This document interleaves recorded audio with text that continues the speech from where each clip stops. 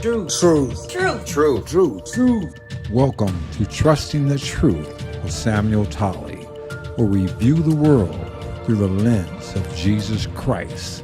We do not view Jesus Christ through the lens of the world. How you doing? This is Samuel Tolley, Trusting the Truth. Today, I'm talking about a subject that I've been trying to put all the pieces together, and frankly, I'll be honest with you, it's been very difficult. It's been very difficult to formulate a cohesive plan, strategy, outline. So I'm just going to wing it. And I'm hoping that the Lord will help me through it. We're talking about psyoping the Black American mind. And this is something that's been going on for many, many years. And the thing about a psyop, people don't necessarily understand what's going on. Now, let me give you a quick definition of psyop from like a military perspective. It said it is an acronym for psychological operations, which is a term used by the U.S. military to describe campaigns that aim to influence the enemy's state of mind. Psyops are often non-combative and can include political, economic, military, and ideological activities. The goal is to create emotions, attitudes, beliefs, or behaviors that are favorable to U.S. objectives. Now, this is talking about from a military perspective, but it also happens to apply to just regular people, and actually the military, they'll use psyops to try to gain the confidence of people. I remember during the Vietnam War, they had these different pacification programs where they were trying to win the hearts and minds of the citizens. If you look at World War II, back in when Operation Barbarossa, when the Germans attacked Russia, the people at the borders, many of those people were being oppressed by Stalin, and they welcomed the Germans. They felt liberated. They were happy. Germany could have used psyops to gain those people's confidence and had them be allies to them. But the German mission was to destroy the Russians. So they destroyed the very people that were friendly to them. That was bad strategy. I want to show you a short video. It's about 3.5 minutes long. And it's going to give you a little information to help our discussion. If you bear with me, and if you stay with me, hopefully you will learn some things that'll help you. And particularly if you're a Black and you're a Black Democrat or someone that always votes Black Democrats, if you can step aside of your convictions, what I mean by that is if you can just hold them at bay long enough to analyze the information that I'm going to give you, it may help you in ways that you never expected. So let's look at this short video talking about ghosts in the machine.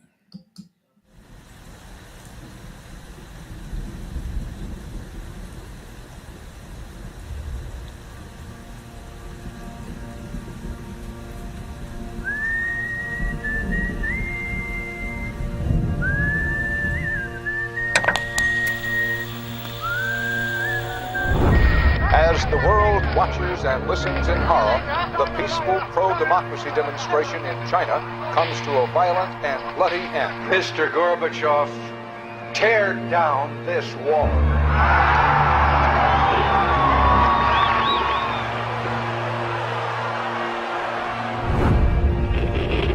Wolves hiding nearby, whispering do or die around me.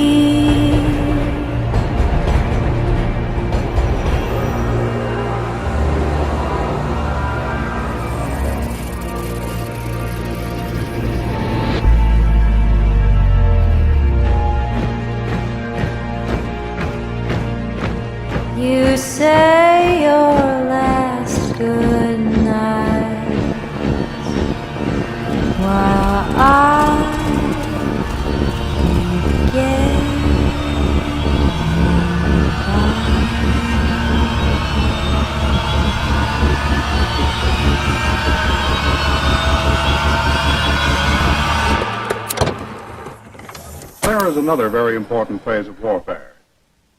It has as its target not the body, but the mind of the enemy. The target of psychological warfare is against the enemy's mind. It is words and ideas. The ammunition used by Psywar.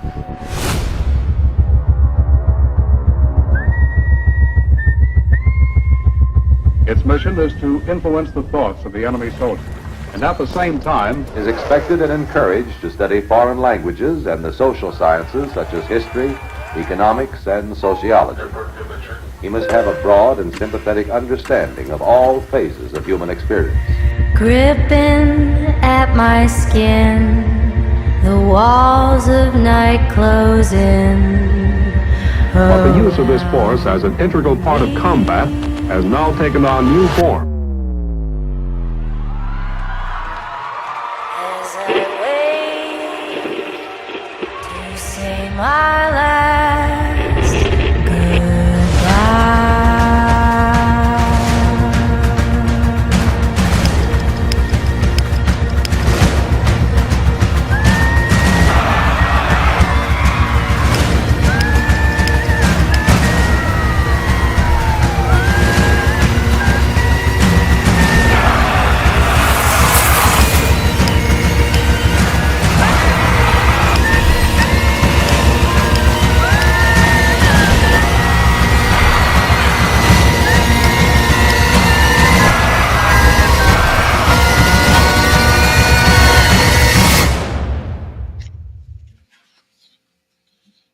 These are the Psywar soldiers.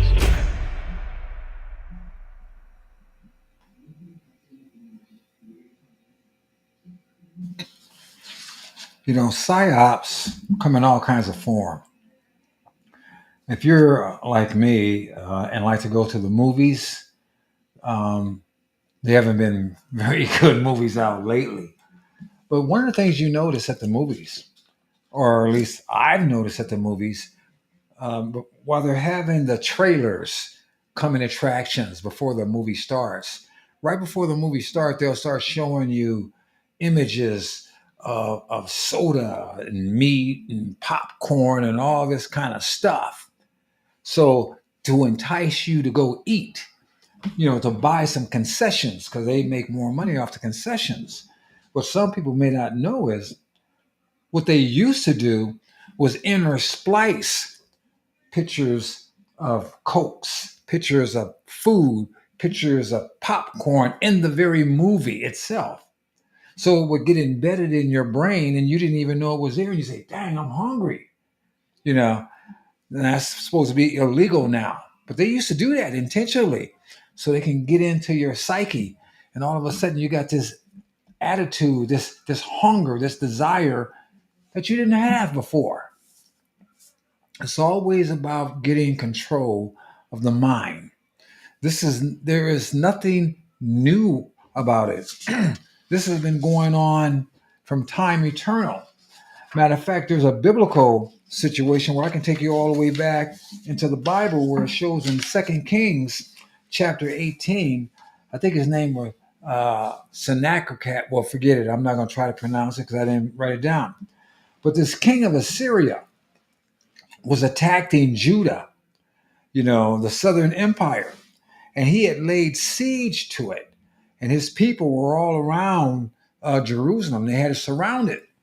And so what he did was he sent his representative, use psychological warfare to try to talk them out.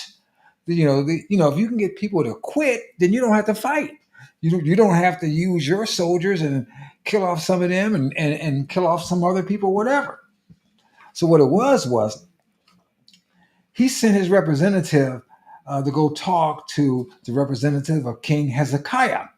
And his representative, Rabbi was talking to the people on the gate and to the representative in Hebrew. But Hezekiah's representative said, no, don't talk to them in Hebrew. Talk to them in your language. I know your language.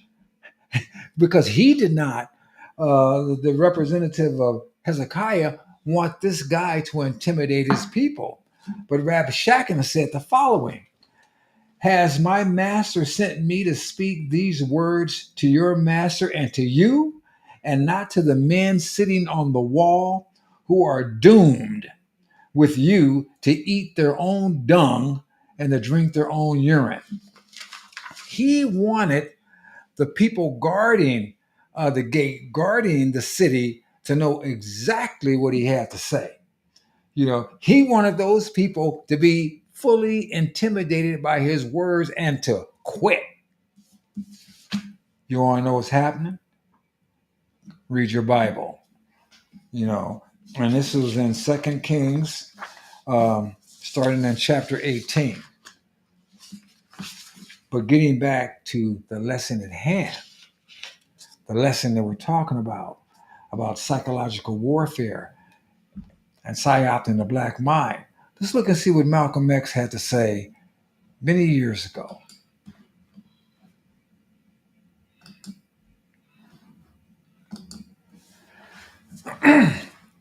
Malcolm X said, if you are not careful, the newspapers will have you hating the people being oppressed and loving people doing the oppressing. Now, when he said this, I guess the newspaper was probably the most influential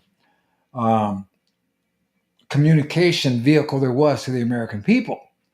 But now we have the newspapers, we have the television, we have social media, we have all kinds of players. The radio is a whole 9 yards that can influence your thinking. And all of them use psychological warfare.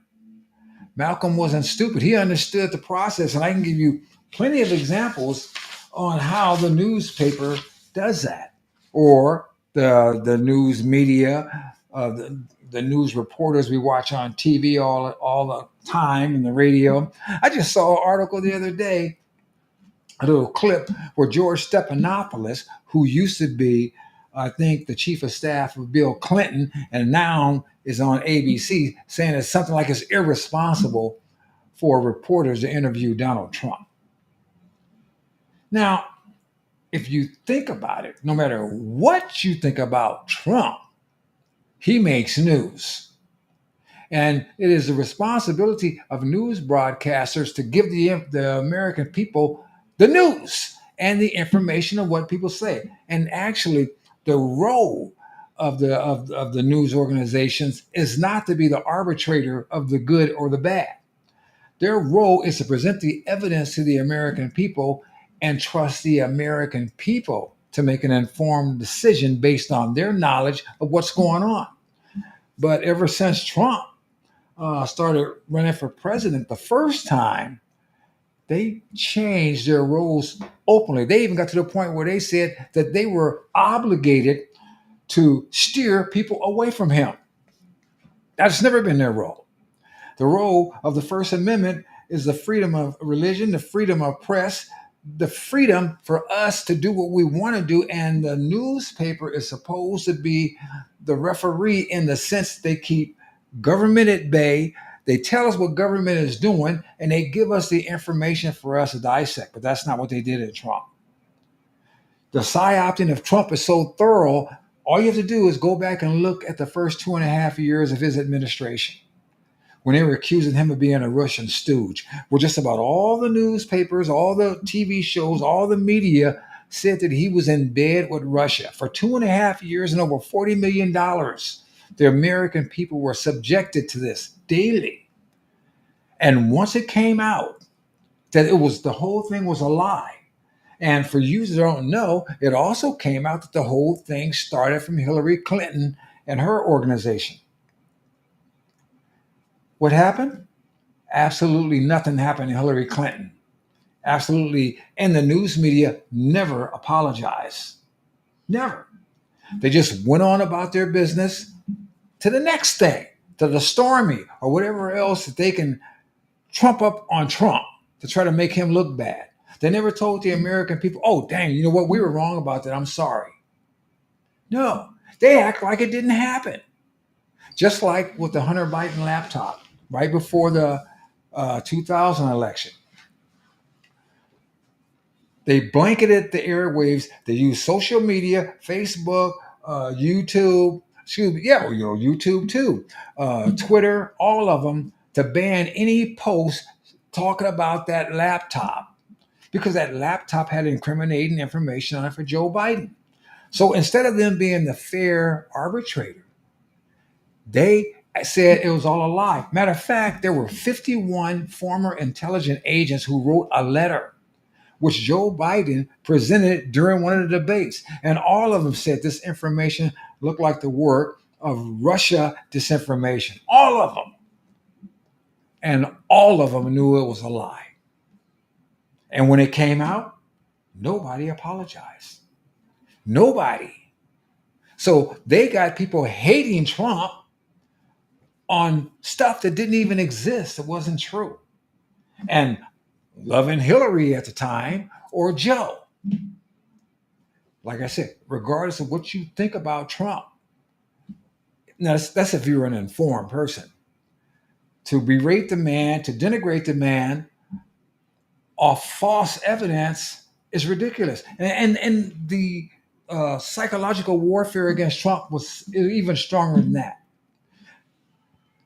Trump had this TV show for 11 years. I never watched it because I never watched reality TV, but I hear it was a top show. But what I do know is before Trump decided to run for president, I knew no one in my personal life or I read about on the news, anything that had a bad thing to say about him. Nothing, no one, ever. And then all of a sudden, once the psychological warfare came out on him, I'm hearing all these people say all these negative things, all these black people, when before there's every black person of renown, whether they were conservative or liberal, had pictures with Trump. All of them. Even white folks like Hillary. All of them. All of them like Trump. And I ask people, and I'll continue to ask this because I want people to think logically and critically.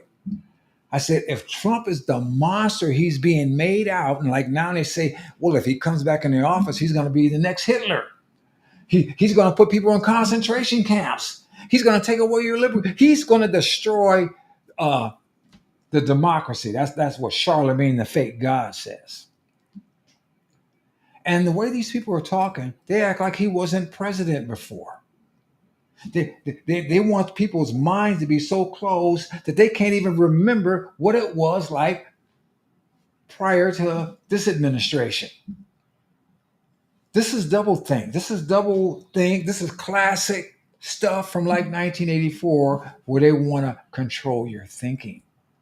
And they don't want you to think, they want you to think emotionally instead of logically. Because like I said, no one had a bad thing to say about Trump. So it begs the question that must be answered.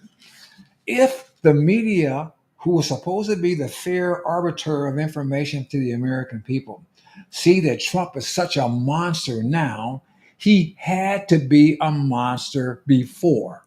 And if he was a monster before, why didn't they tell us that then?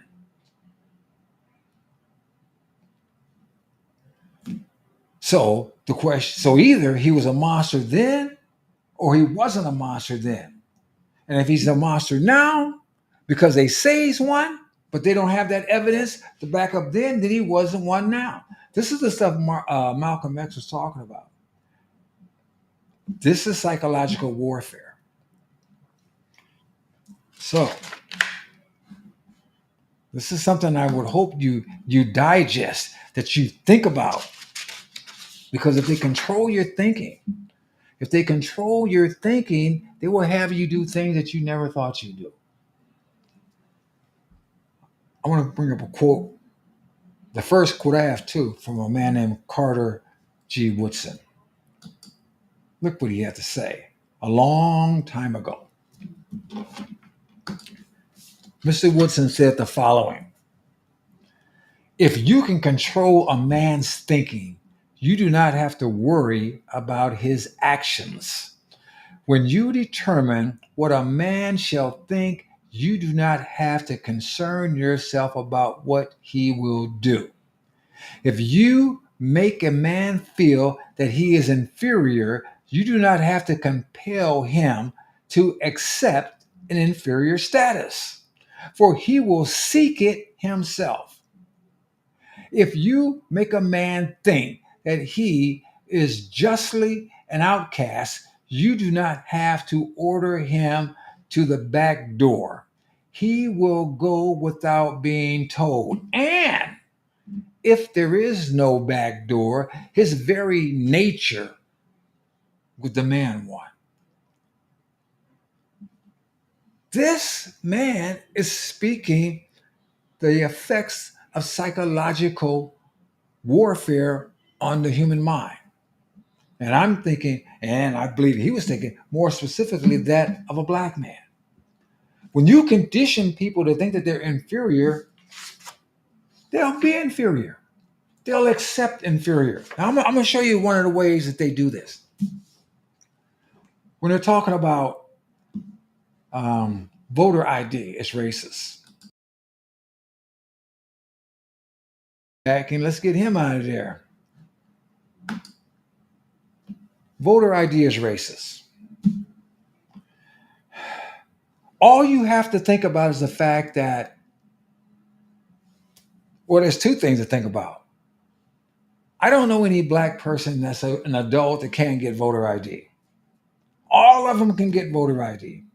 There are even communities where if you don't have the money to buy ID, you can get ID for free.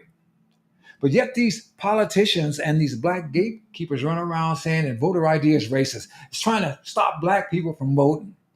Well, the only people that tried to stop black folks from voting was Democrats. That was them that were in the Jim Crow situation. That was them that was perpetrating this inferiority stuff. And they're still perpetrating inferiority by saying that voter ID is racist.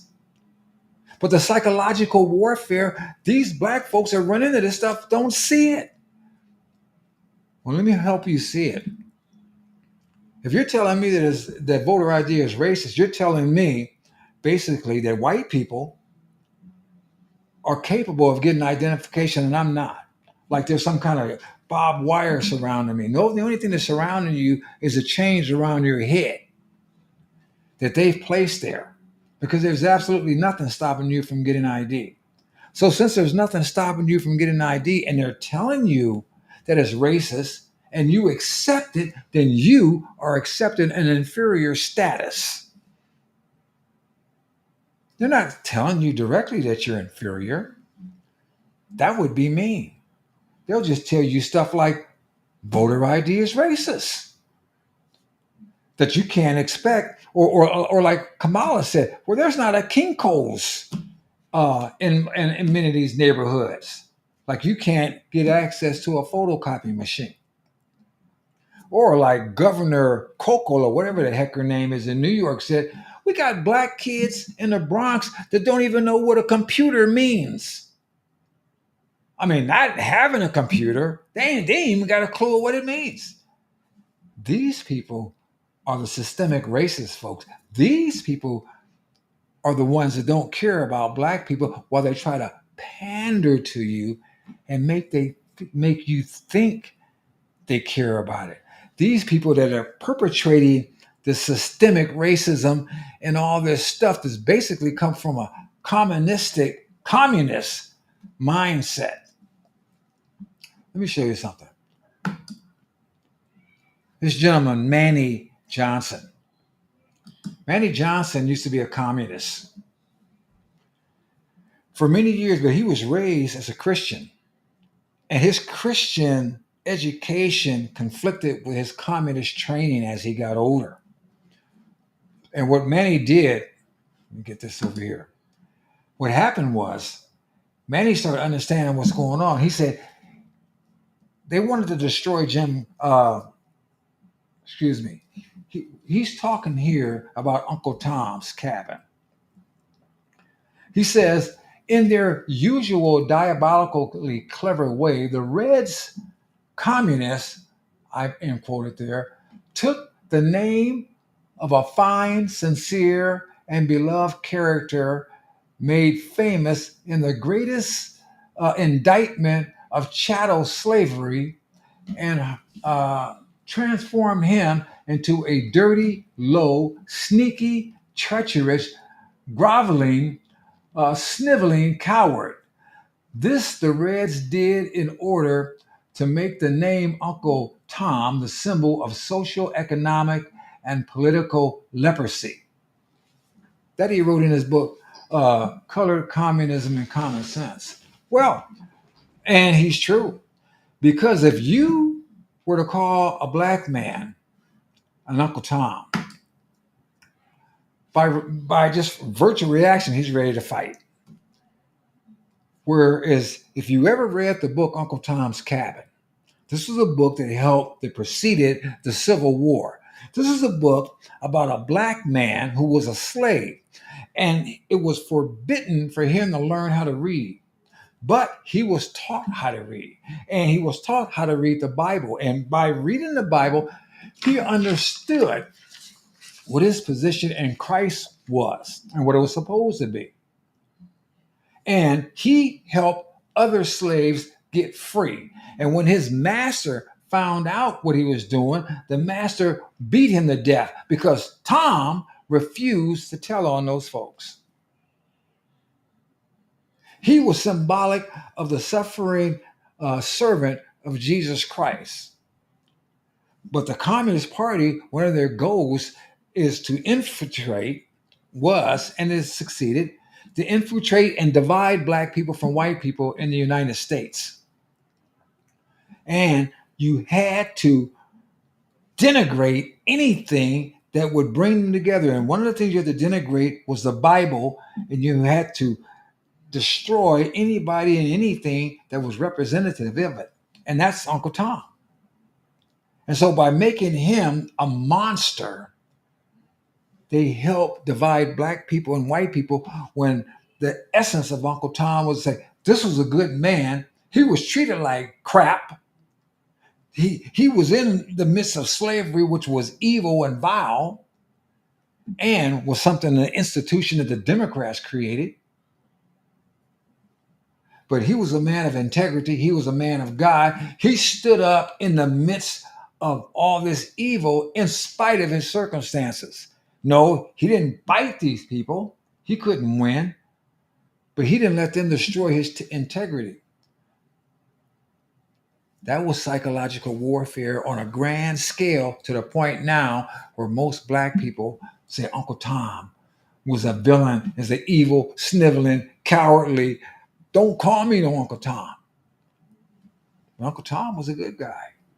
But here, today, in 2024, we have black men. Black men. Here we got the Governor Westmore, Cedric Richmond, and LL Cool J. These three black men have one thing in common. Joe Biden, President of the United States, called all of them at different times boy. Now, of course, the media that we talk about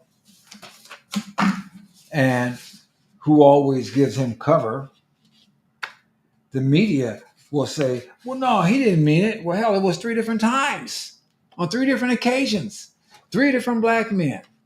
They will eviscerate Donald Trump on stuff that he didn't say, let alone stuff that he might have said on an accident. But these 3 different black men said nothing. And all the black people that are liberals and Democrats say nothing. Why? Because when you're a Democrat, you can say anything you want to say about a black person because they've been programmed to accept it. How do you explain Joe Biden telling Charlemagne, the fake God, 3.5 years ago when he was running for president the first time, well, if you don't know the difference between me and Trump, you ain't black. And he took it. How do you explain that? And he tried to act like, well, I mean, I was just thinking about, my people. No, he was just being what he is.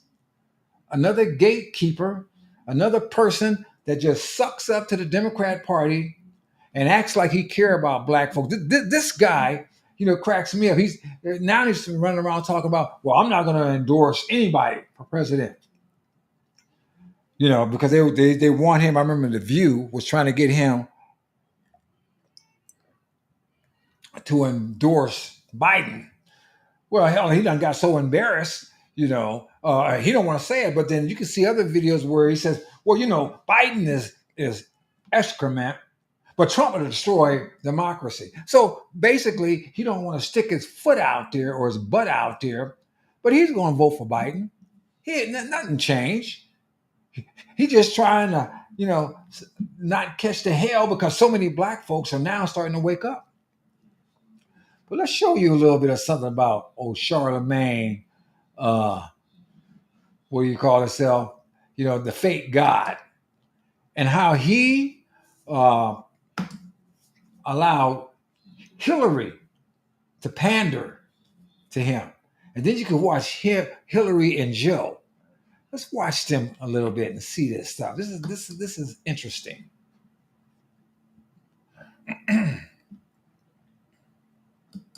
No more questions? They said no, she has to go. What's something that you always carry with you? Hot sauce. Really? Yeah. Really? Yeah. Are you getting information right now? Hot sauce. Hot sauce in my bag, Swag?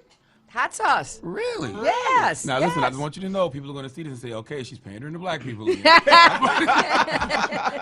Okay. Is it working?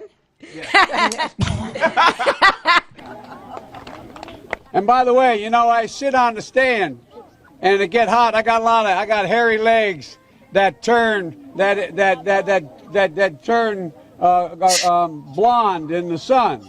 And the kids used to come up and reach in the pool and rub my leg down so it was straight, and then watch the hair come back up again. They'd look at it. So I learned about roaches. I learned about kids jumping on my lap. And I've loved kids jumping on my lap.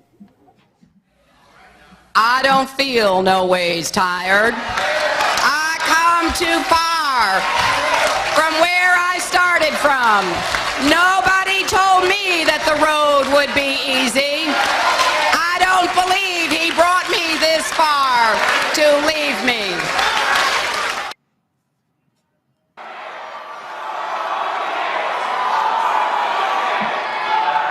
As the gospel song goes, we've come too far from where we started. Nobody told me the road would be easy. I don't believe he brought me this far, though, to leave me. I mean, if this stuff wasn't so sad, it'd be funny. Here you got Charlemagne, the fake God, and his crew. Oh, you got hot sauce? People say you're pandering to black folks. And Hillary was once in her life was honest. Well, is it working? I mean, you had the big old sign behind them with the Hillary symbols and all this other nonsense. Instead of them saying, what the hell is wrong with you? Coming to us with this garbage. And then you got Joe. You got Joe. I should have put in the story of Corn Pop because he's a bad dude. But I got kids rubbing the hairs on my leg. And then I had to learn about roaches. You got a bunch of black kids around there talking about learning about roaches. You don't think that's that old racist coming out of him? What the hell is that? I mean, they were at a pool. They weren't in no roach infested project or whatever. I had to learn about roaches. And then I ain't no ways tired. Now Hillary came out there flowing with her little southern black accent. And Joe, he could barely, like the gospel record says. It's election time. So what do you do in election time when you're screwed over black folks for 3.5 years? I mean, well, you done, excuse me, you done screwed them with a square pole and no grease.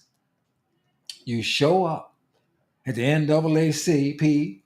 You show up at some so-called black church. You show up and you put on a show.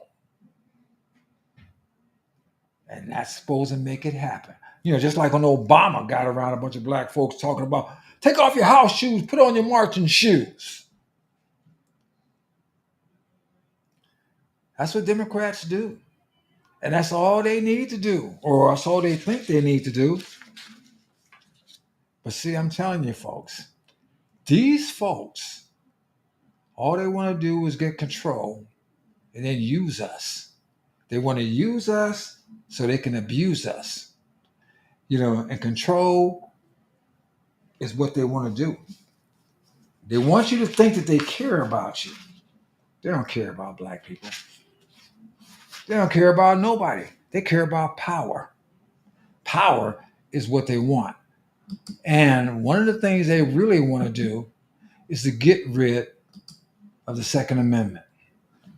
They want to get rid of it because they know that they'll never be able to fully get rid of the First Amendment until they get rid of the Second Amendment.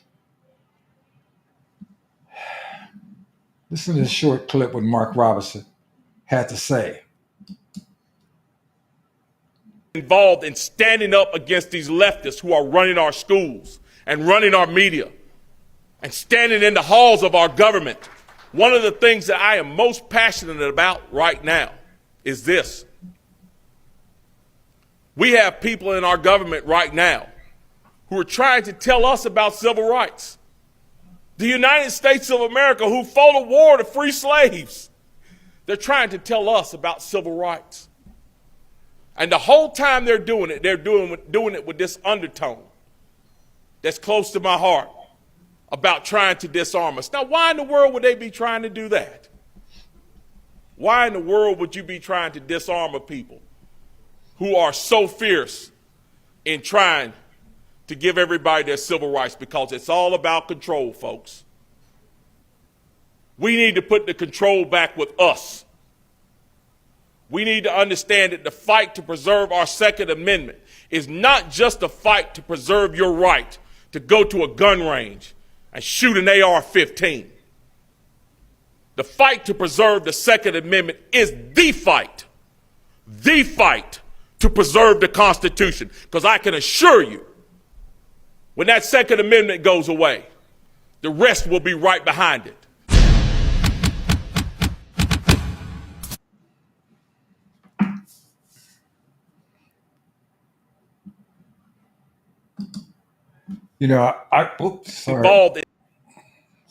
Sorry about that. I remember when Biden was running for president and people weren't taking him seriously. And I can't find this clip online right now, but I remember a clip where he was saying an 8-year-old should be able to decide if he want to change his sex or not.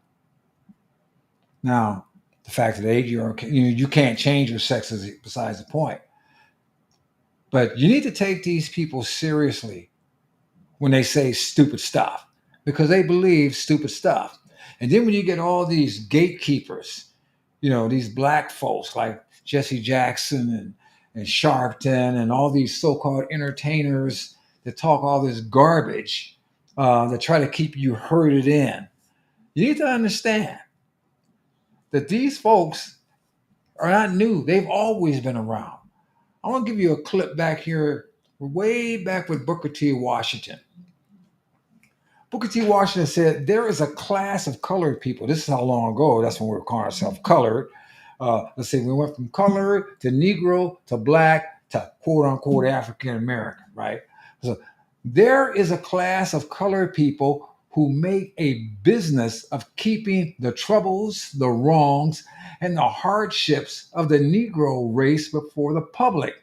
Some of these people do not want the Negro to lose his grievances because they do not want to lose their jobs.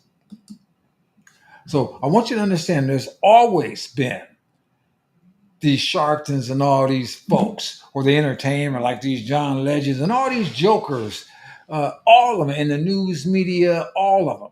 They've always been there, and they will always be there. And they want to control your thinking. They want to control the way you see reality. Because they, like I said, they want to keep you herded in. And like I keep saying, invisible chains are hard to break because you can't see them. You cannot see them. So you don't, in essence, don't know they're there. A friend of mine had posted a clip that I just saw when I was preparing this. And this thing right here I thought was very enlightening, to the point where I had to let him know, hey, I'm going to use this clip because this makes perfect sense in what I'm trying to bring to the table today, how they're trying to control your thinking.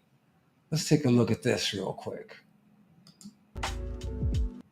Ever since we're kids, our parents have already been indoctrinated with this type of mentality, right? So we hear from them, we get into school. What is the only thing they teach us about Black history in school? Slavery. And then after that, civil rights. Black History Month. What is it that we learn about Black History Month? Every year, they teach us only about the same 5 damn people. MLK, Harriet Tubman, Rosa Parks, the civil rights leaders. The only thing they teach us about ourselves is oppression, oppression, oppression. We had to fight for our lives. We had to fight for our right. We had to fight. We got to beg you to free us. That's all that they repeat to us. Where the fuck is the rest of our history? Why is that the only thing that we ever hear about? It's all intentional. So what that does is we begin to heavily identify with slavery. We begin to heavily identify with oppression because that is the only thing that's being repeated and played over and over and over again. That is to keep your mind state in the state of oppression. That is also to show you that the only way out is through me. So what that does is it lets me hold the power over you. Because now I control whether or not you're free. It's deep, people. Keep the power over you. Keep you thinking in this. Look at this example. A bunch of sheep running around and a sheepdog. You ever seen a sheepdog herding a bunch of sheep? I should have thought about it. I would have made a clip.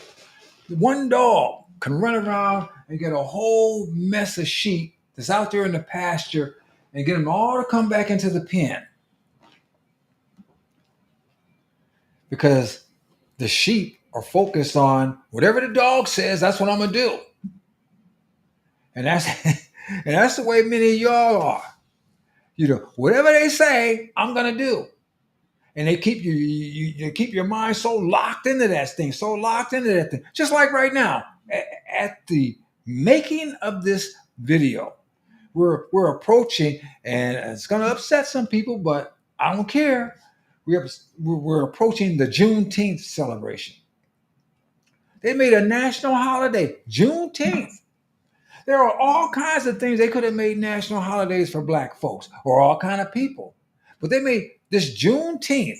And what is Juneteenth about? Juneteenth is about a group of Black folks, I think they were in Galveston, Texas, that didn't know that slavery was over.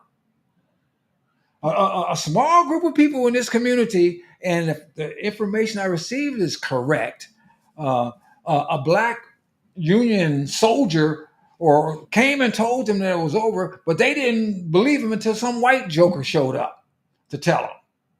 And now we're going to make a celebration about this, a national holiday about this. Well, this is embarrassing to me. This ain't nothing for me to jump up and down and shout, wow, happy Juneteenth. This is stupid. You could have made a national holiday about Frederick Douglass and his life, about Booker T. Washington. Other folks in MLK, I have a lot to say about him, but not today. But Juneteenth, there ain't nothing special about Juneteenth. That's stupid. Now, any day that folks can get off and get paid, fine. I got no argument with it to a degree, but I wanted to keep things real. And I'll even be honest, and I remember Trump, when he was a president, was talking about doing a Juneteenth thing before Biden signed it. So I'm not giving him a break on it either. It's nothing to excite me or to make me think, wow, this is the epitome of Black America.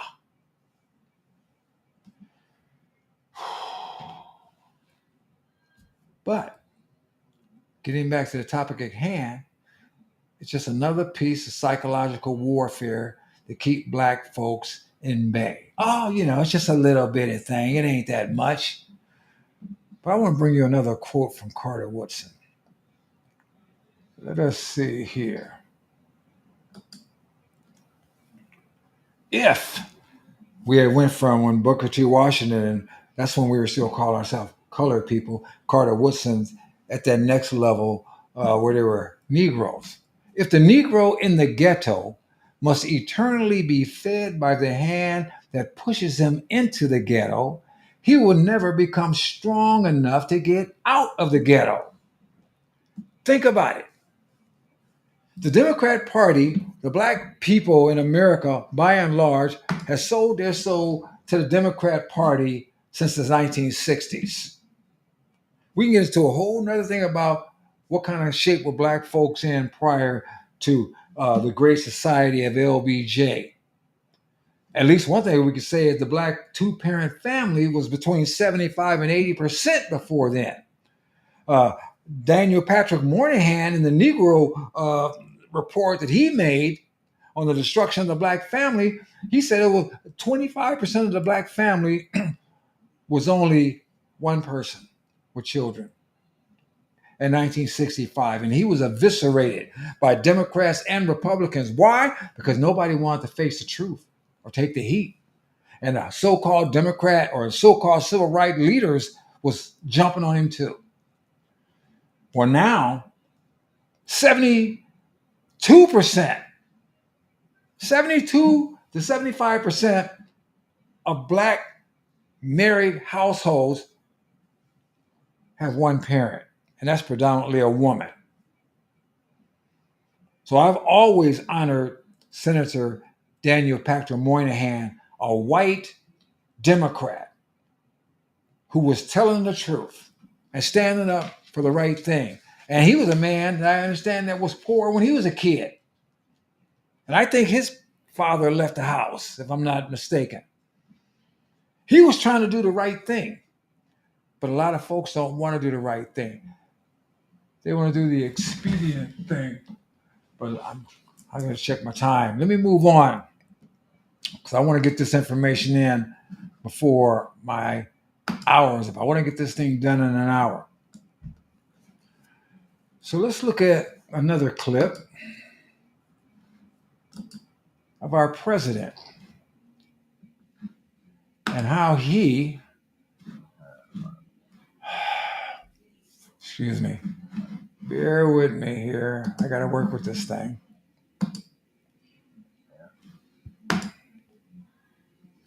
Let's look at what he had to say recently.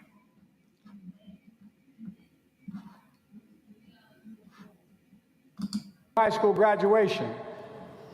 You started college just as George Floyd was murdered. And there was a reckoning on race. What is democracy? If black men are being killed in the street, what is democracy? The trail of broken promises still leave black communities behind. What is democracy? You have to be 10 times better than anyone else to get a fair shot. And most of all, what does it mean, as we've heard before, to be a black man who loves his country, even if it doesn't love him back in equal measure? Wow. What is your response to the president? Race baiter. It's tough to hear that, because imagine you going to college for 4 years, ready to, hit the world, start a career, and, this guy's trying to set you back. Literally, I don't know, civil rights? I don't know what's going on with the Democrats, this role that they're trying to play. Instead of, pulling up and saying, well, here we go. This is your time. Congratulations. Let's kill it. Let's do our best. Nah, you know what? Lawrence, they don't love you like that. Yeah. Herding us in, keeping us herded in, keep us Like what that woman said earlier, oppressed, thinking about, keeping us constantly thinking about slavery, constantly thinking about being oppressed. Joe's a prime example of it. The same dude that said he didn't want his children growing up in a racial jungle. The same dude that said, oh, when Obama was running for president, oh man, this guy is smart and articulate and clean. Like there ain't been no smart and articulate and especially clean black folks before him. It's a storybook, man. Guy said you can't go to a 7-Eleven unless you got a slight Indian accent. This dude was a racist from all get out. You don't know the difference between me and Trump. You ain't black. And now he's getting around there a bunch of college students that are graduating, and instead of saying, good for you, you can make it. Oh no, America don't like you. America hates you, even though you might love America. Keep that indoctrination in their head. That's why me and a lot of other people, well, that's one of the reasons, don't call ourselves African Americans. I never went for that. That's another form of psychological warfare, whether you know it or not. Keep your mind separate. If we can separate people by race, by sex, by your proclivities, by everything, the more we can separate people, the more we can keep them from unifying as a nation. I'm a black man, but my identity first comes with Jesus Christ. And I was born in America, so I'm an American citizen. I'm not an African American. You know what? I used to work with two guys that were born in Africa. One was born in South Africa and one was born in Nigeria. And they became American citizens. So what do we call them?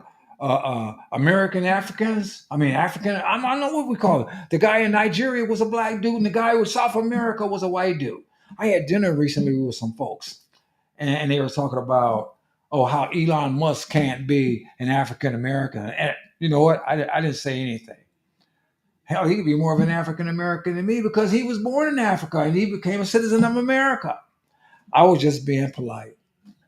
But I want to show you a couple of other famous Americans who hold the same position that I do. And by the way, I don't care what you call yourself. That's your business. I don't care. That's fine with me. But I think it divides us.